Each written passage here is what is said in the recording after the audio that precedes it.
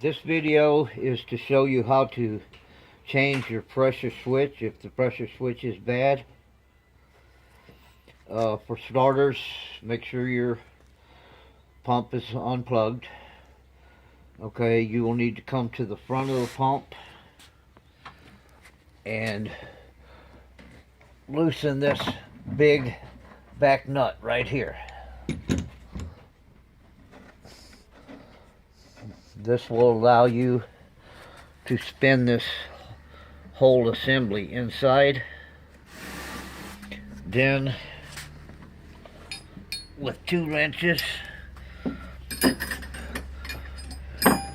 you will hold this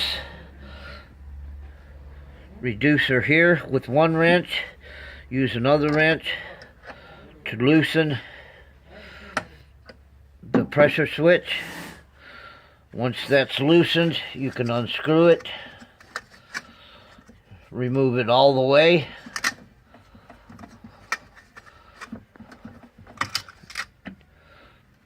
then get your new pressure switch and make sure that this black adjustment here is adjusted all the way down.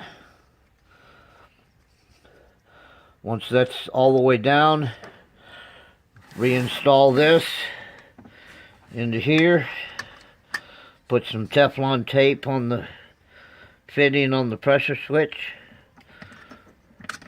tighten it up all the way using a wrench, snug it up good so there's no leaks. Replace your 2 wires onto here.